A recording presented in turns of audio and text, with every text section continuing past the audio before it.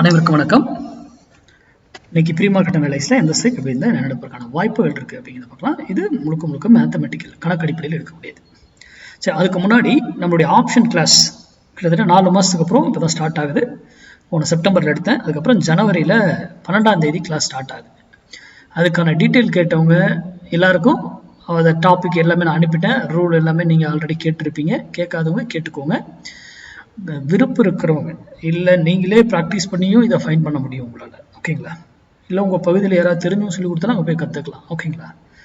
ஏதாவது இது டவுட்ஸு இந்த மாதிரி இதை பற்றின கோர்ஸ் பற்றின இது கேட்கணுன்னா ஈவினிங் 6 to 8 எனக்கு கால் பண்ணலாம். ஓகேங்களா?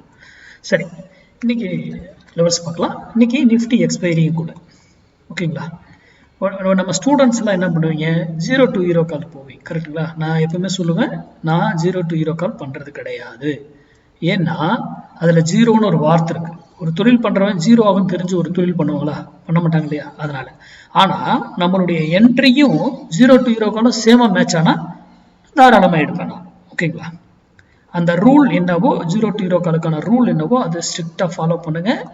அது இன்ஸ்டண்டா என்ன டைமிங்ல என்ன ஆகுன்றது உங்களுக்கு தெரியும். அந்த ரூல் கிடைச்சதுன்னா அதுக்கப்புறம் அப்ளை பண்ணிட்டு வெளியே எக்ஸிட் ஆயிடுங்க. அதுக்கப்புறம் எகைன் கிடைச்சா மறுபடியும் அடுத்த ரூல்ல கொண்டு வந்து அதை அப்ளை பண்ணுங்க.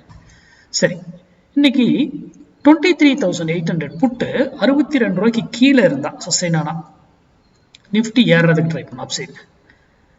அதே மேல இருக்குதுன்னா எபோவ்ல இருந்தா நிஃப்டி இறங்கிறதுக்கு ட்ரை பண்ணும். ஓகேங்களா? அப்போ எப்படி இந்த புள்ளிகள்ல வரும்போது தான் நீங்க ஒரு முடிவு, உங்க முடிவு நீங்க எடுத்துக்கணும். Either up are down. ஓகேங்களா? இங்க வரும்போது நீங்க முடிவு எடுத்தீங்கன்னா உங்களுடைய வெற்றி விகிதம் அதிகமாக இருக்கும். அது இதுக்கு மேலே தான் இருக்கா கீழே தான் இருக்கா அப்படின்னு ஒரு லைனை போட்டு அப்படி கிடையாது. அதுக்கு ஃபால்ஸாக கூட சில டைம் மேலேயே இருப்பாங்க. ஃபால்ஸாக அப்படி ஒரே இதில் கீழே இருப்பாங்க, ஃபால்ஸாக இருப்பாங்க, டக்குன்னு மேலே தூக்கிடுவாங்க. அதெல்லாம் எப்படி நம்ம ட்ராப் பண்ணி ஏமாத்துறாங்க எல்லாம் நம்மளால கண்டுபிடிக்க முடியும். அதை சார்ந்து தான் நம்ம கிளாஸஸ் எல்லாமே இருக்கு, டோட்டலி எல்லாமே. அதே போல் இவர் ஒரு எக்ஸாம்பிளுக்கு இவர் கீழே இருக்காருன்னு வச்சுக்கோங்க. அப்போ என்ன மார்க்கெட் ஏற போகுது. அப்போ நம்ம காலை பை பண்ணணும். காலை யாரை பண்ணணும், அவரை எந்த விலையில வாங்கணும்னு ரூல் இருக்கு. அதுக்கு விலை வேற இருக்கும். அவர் அந்த விலையில் வாங்கணும். இந்த யூடியூப்ல கொடுக்கறது வந்து ட்ரெண்டுக்காக மட்டும்தான். இதை வச்சுலாம் நம்ம ஸ்டூடெண்டே ட்ரேட் பண்ண மாட்டாங்க. புரிஞ்சுங்களா?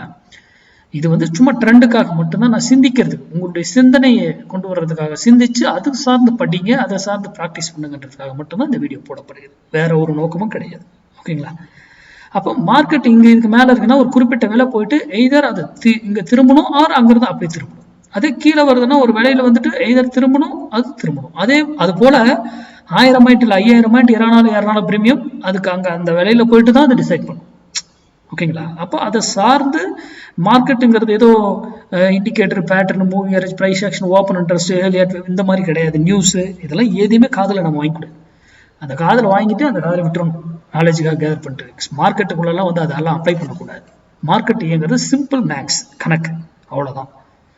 நன்றி, வணக்கம், வாழ்க.